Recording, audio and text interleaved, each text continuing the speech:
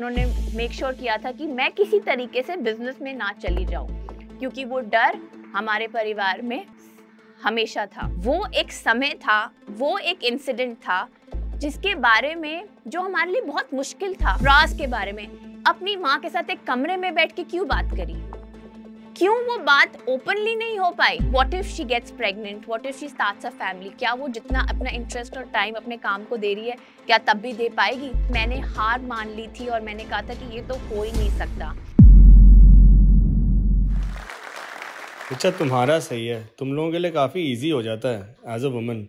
Entrepreneurship की दुनिया में रिकग्निशन तो मिल ही जाती है। ऐसी कई बातें आप लोगों ने सुनी होगी जो जनरली लोगों को, लड़कियों को पीछे खींचने में कोई कसर नहीं छोड़ते। ये सब ऐसी बातें वो लोग बोलते हैं जो हमारे आसपास है, जो कहने को हमारे दोस्त, हमारे परिवार, हमारे रिलेटिव्स हैं।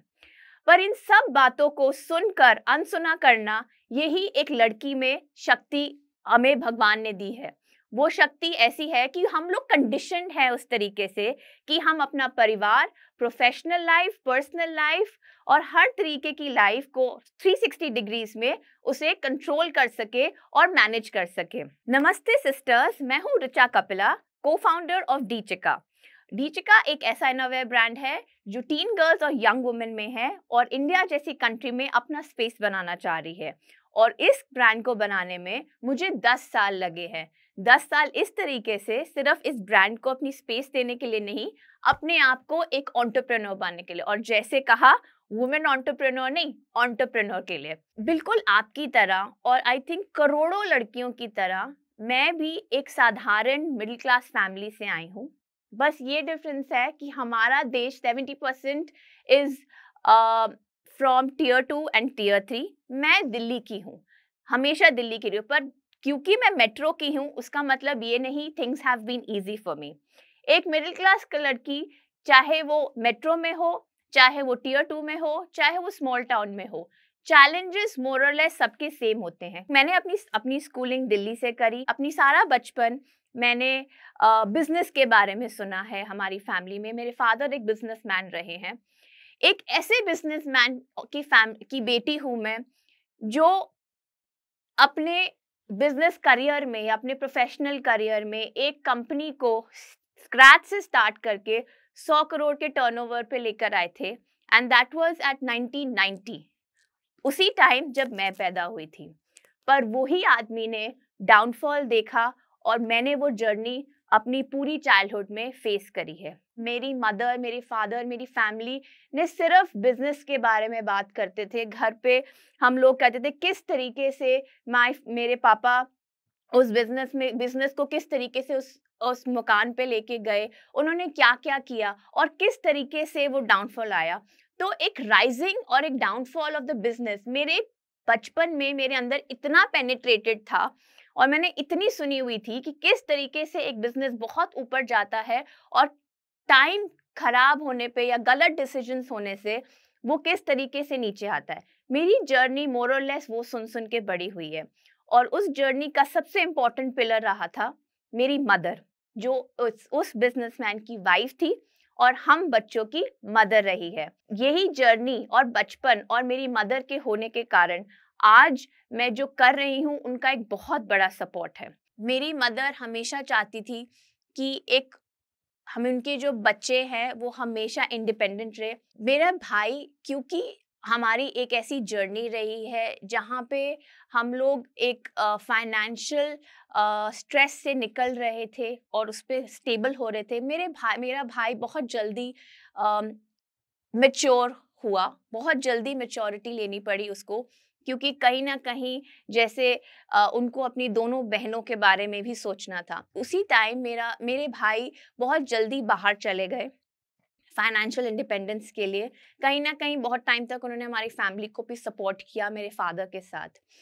ये पूरा सिनेरियो जो मैं आपको बता रही हूँ, जहाँ पे एक बड़े भाई हैं, वो अपनी दो बहनों को सपोर्ट कर रहे हैं, वहाँ दूसरी तरफ मेरी एक मदर है जो फाइनेंशियली डिपेंडेंट है, बट अपनी बेटियों को और अपने बच्चों को इंडिपेंडेंस के रास्ते में जाने के लिए किसी भी हद तक जाने के लिए रेडी है। और वही मदर और वही फादर ऐसा कुछ करना चाहते हैं जिस तरीके से उनके बच्चों को कभी भी ऐसा मौका या ऐसी लाइफ कभी भी देखनी ना पड़े। बट ये जर्नी सिर्फ फैमिली तक नहीं रहती, बाहर की दुनिया से चैलेंज करना सबसे मुश्किल होता है। Even when you have family and support in your house, you have to get out of the house, right? आपको घर के बाहर तो जाना है ना अपनी जिंदगी बनाने के लिए। वहां के जो ठोकर और वहां की जो बातें और वहां की जो ताने होती है ना, उसको आप किस तरीके से हराते हैं और उसको किस तरीके से आप ओवरकम करते हैं। जैसे मेरे फादर और फैमिली बैकग्राउंड था, उन्होंने मेक श्योर किया था कि मैं किसी तरीके से बिजनेस में ना चली जाऊं, क्योंकि वो डर हमारे परिवार में हमेशा था। उन्होंने मुझे सीए के लिए परस्यू करने के लिए कहा, बट फॉर्चुनेटली अनफॉर्चुनेटली रही मैं एक टीनेजर और मैंने करा फैशन का हमेशा शौक था मुझे, और मैंने सोचा कि जो भी करूंगी फैशन बिजनेस में ही करूंगी। और उनके कहने के बावजूद मैंने अपने आप को एक फैशन इंस्टीट्यूट में एनरोल कर दिया। अपनी जर्नी वहां से शुरू करी, पढ़ाई करी, और मैं उन 50 बच्चों में से एक इकलौती थी जिसने कॉलेज टाइम से ही इंटर्नशिप्स और बाहर निकल के काम करना शुरू कर दिया, क्योंकि मेरे को बहुत समझ और क्लैरिटी मिल गई थी कि सिर्फ पढ़ाई से सब कुछ नहीं मिल सकता। और ये बहुत जल्दी मैंने समझ लिया था कि बाहर जाके जिंदगी समझना और एक्चुअल ग्राउंड लेवल पे काम करना कितना जरूरी है, क्योंकि जो आप किताब में पढ़ते हो वो अगर आप बाहर जाके एग्जीक्यूट नहीं कर पाओगे, उसकी क्लैरिटी आपको कभी नहीं मिलेगी। मैंने बहुत अर्ली एज में बाहर निकल के काम करना शुरू किया, एक्सपीरियंस गेन करना शुरू किया। चाहे बेनेटन के एक स्टोर में मैंने काम किया एज अ सेल्स गर्ल, समझा इंडस्ट्री में, लोगों से बात करी, बहुत चीजें सीखी। 4 साल की ग्रेजुएशन के बाद मैंने इंटर्नशिप करी और मैंने रियलाइज किया कि एक बहुत बड़ी कंपनी में जाके अगर आप काम करते हो तो आपको एक बहुत छोटा सा रोल मिलता है। उस रोल को करते करते सीखते सीखते मुझे बहुत टाइम लगेगा, और मुझे थोड़ी जल्दी थी लाइफ में कुछ बनने की और कुछ बनाने की। 2014 में मैंने अपनी एंटरप्रेन्योरशिप जर्नी स्टार्ट करी, और एंटरप्रेन्योरशिप जर्नी एक ऐसी जर्नी थी जिसमें उस समय कुछ थॉट नहीं था। उस समय था कि कुछ करना है, कुछ अपना करना है, और मेरे पास एक ही इंसान जो मुझे दिख रहा था 23 साल की उम्र में, वो थी मेरी सिस्टर इन लॉ, जो मेरे लिए एक इंस्पिरेशन थी। और उनके मुझे देख के लगता था कि उनके जैसे थॉट प्रोसेस, उनके जैसी डेडिकेशन और हिम्मत और इंटेलिजेंस के साथ अगर मैं कंबाइन करके कुछ बनाती हूँ तो आई एम श्योर हम कुछ ना कुछ अच्छा कर लेंगे। मेरी को फाउंडर जो आज भी मेरे साथ है, वानी चुग, वो हमेशा से मीडिया बैकग्राउंड में रही हैं और मार्केटिंग में रही हैं। उनको इंडस्ट्री की काफ़ी नॉलेज थी और मैं थी प्रोडक्ट एक्सपर्ट। तो हम दोनों ने मिलके एक बहुत ही अच्छी टीम बनाई, और हमने एक प्रोडक्ट बाहर निकाला। इनिशियली जब हमने स्टार्ट किया था, हमने किड्स वेंचर में स्टार्ट किया था। हर लड़की की तरह घर में बैठ के लिमिटेड इन्वेस्टमेंट के साथ हमने सोचा कि क्या कर सकते हैं। मुझे तो प्रोडक्ट और फैशन समझ में आता था, उनको लगा कि किड्स कैटेगरी एक ऐसी कैटेगरी है जो हमें एक्सप्लोर करनी चाहिए। मैंने प्रोडक्ट बनाया और हमने बहुत ही छोटे एक ड्राइंग रूम के कमरे से स्टार्ट किया। स्टार्ट करने पर हमने सेल्स करी, हमारा प्रोडक्ट भी अप्रिशिएट हुआ, हम प्रॉफिटेबल भी हो गए, बिजनेस हमने सेट कर लिया। पर कुछ साल के बाद हमें रियलाइज हुआ कि जो हम कर रहे हैं वो सोसाइटी में एक प्रॉब्लम नहीं सॉल्व कर रही। एक ऐसी चीज हम सोसाइटी को नहीं दे पा रहे जिसकी अवेलेबिलिटी नहीं है या जिसकी जरूरत है पर कोई उसके बारे में सोच नहीं रहा। उसी समय हमें सोचा कि हम क्यों नहीं इस कैटेगरी के अंदर ही कुछ ऐसा सोचते हैं जो एक प्रॉब्लम सॉल्व कर रहा है, जिसके बारे में कोई सोच नहीं रहा। तब हमें रियलाइज हुआ कि टीनेजर्स के टाइम पे जब लड़की चाइल्डहुड से लेकर वुमेनहुड की तरफ जाती है, वो कितना इम्पोर्टेंट टाइम होता है, और हम सब ने उस समय को, उस फेज को एक्सपीरियंस किया होता है। पर बड़े होते होते वुमेनहुड में अपना पैर जमाते जमाते सब उसके बारे में भूल जाते हैं। पर जब कोई एक ऐसा इंसान उस दुखती रग को पकड़ के उसके बारे में बात करता है, सबके दिमाग में घंटी बजती है कि हाँ, वो एक समय था, वो एक इंसिडेंट था जिसके बारे में जो हमारे लिए बहुत मुश्किल था, बहुत लोगों के लिए ट्रॉमेटिक टाइम था। एक चीज मैंने और वानी दी ने आपस में बात करके डिसाइड करी, क्यों हम सब ने पीरियड्स के बारे में या मेंस्ट्रुअल हेल्थ के बारे में या अपनी बॉडी के इनर वेयर के बारे में, ब्रास के बारे में अपनी माँ के साथ एक कमरे में बैठ के क्यों बात करी? क्यों वो बात ओपनली नहीं हो पाई? और आज भी ऐसा क्यों होता है कि हम लोग ऐसी बातें एक कमरे में बंद करके सिर्फ अपनी फीमेल रिलेशनशिप्स के साथ करते हैं? क्यों ये बात ओपनली नहीं हो सकती? ये एक ऐसी चीज थी और एक ये ऐसा मोमेंट था मेरे और वानिदी के लिए जब हमने सोचा नहीं, हमें इसके बारे में बात करनी होगी। जब हमने डीचिका लॉन्च किया और हम इस इकोसिस्टम में अंदर आए जहाँ पे हमें प्रॉब्लम सॉल्व करनी थी, अपना एक पर्पस सॉल्व करना था, एक नाम बनाना था, उस दौरान हम लोग इन्वेस्टमेंट में गए। हम एक इन्वेस्टेड कंपनी है, 2022 में हम लोगों की फर्स्ट इन्वेस्टमेंट हुई थी। उस इन्वेस्टमेंट को अचीव करना हमारे लिए बिल्कुल भी आसान नहीं था, क्योंकि उस टाइम पे स्टार्टअप्स एक बहुत नई चीज़ थी, इन्वेस्टमेंट्स बहुत चीज़ थी और पूरी दुनिया में इसकी बात तो हो रही थी, पर वुमेन स्टार्टअप्स की बात उस टाइम पे इतनी नहीं हो रही थी। हम इनिशियली जब हम जाते थे और हम के लोगों को इन्वेस्टर्स के पास जाते थे, पिच करते थे, अपने ब्रांड के बारे में आते थे, कई बार हमको बहुत आईब्रोज रेज हुई, हमें बहुत क्वेश्चंस का इनडायरेक्ट आंसर देना पड़ा। कभी भी कोई आपके सामने डायरेक्टली आके क्वेश्चन नहीं करता।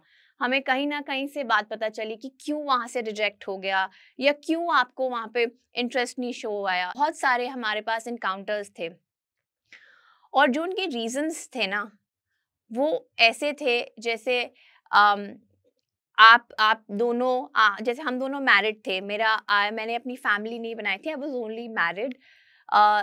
तो मुझे हमेशा एक्सपेक्ट करते थे कि what if she gets pregnant, what if she starts a family, क्या वो जितना अपना इंटरेस्ट और टाइम अपने काम को दे रही है क्या तब भी दे पाएगी? अगर हम इन पे इन्वेस्ट करें और इनका इंटरेस्ट चला गया तो? कुछ लोग बोलते थे ये दोनों सिस्टर इन लॉज अपना काम कर रही हैं, ये एक छोटा सा फ्री में घर में बैठी है, बोर हो रही है, तो उन्होंने कुछ स्टार्ट कर लिया, just like a small Instagram business. वो विजन जो थी ना, उसको कोई देखता ही नहीं था। एक वुमन, एक लड़की, एक यंग वुमेन, एक मैरिड वुमेन या एक न्यू मदर को के नजरिए से हमें देखा जाता, उसके आगे कोई जा ही नहीं रहा था। But having said all of this, ये एक बहुत बड़ा सच भी है कि this is the best time for women also. ये किस तरीके से मैं बोल रही हूँ, ये उस तरीके से बोल रही हूँ कि ये जो जर्नी मैंने देखी है ना, बहुत सारे फंड्स ऐसे हैं जो सिर्फ वुमेन एंटरप्रेन्योर्स के बारे में भी सोच रहे हैं। तो ऐसा नहीं है कि इन सब बातों को सुन के मैंने हार मान ली थी और मैंने कहा था कि ये तो हो ही नहीं सकता। हमने हार कभी नहीं मानी। बहुत टाइम ऐसे होता था कि क्योंकि मैं प्रोडक्ट देखती थी और मैं डिज़ाइनर, मेरा एक क्रिएटिव दिमाग था और वानिदी सारे नंबर्स देखती थी। बहुत बार ऐसे होता था जब पिच में जाती थी और मुझे डर लगता था कोई मुझसे नंबर्स ना पूछ ले या कोई ऐसा ना कोई क्वेश्चन पूछ ले जो मुझसे प्रोजेक्टेड सेल्स या एबिडा या टैम जैसे कोई नंबर्स पूछ ले। मुझे बहुत डर लगता था, तो मैं वानिदी को कहती थी जब भी ऐसा कोई क्वेश्चन आएगा ना तो आप फटाफट आगे आके आंसर दे देना। पर मैंने अपने आप में सोचा कि कब तक मैं ये करूँगी, मुझे अपने आप को अपग्रेड करना बहुत ज़रूरी है। और ये नज़रिया, और मुझे एक बारी किसी ने बोला था कि तुझे तो नंबर से बहुत डर लगता है, तू कैसे इन्वेस्टर के साथ डील करेगी?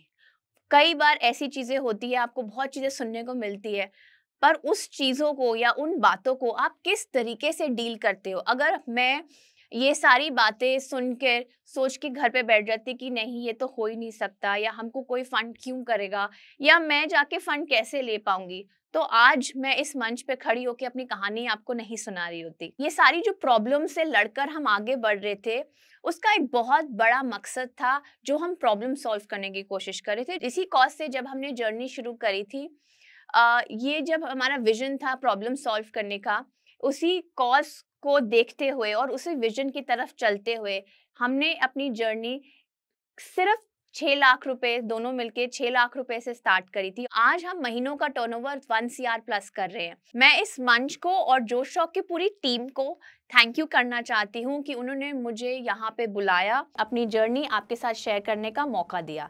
Thank you very much. जब हम घर पर सबका ख्याल रख रहे होते हैं या पढ़ाई पूरी कर चुके होते हैं तो मन में एक सवाल जरूर आता है, अब यहाँ से मेरे लिए आगे क्या है।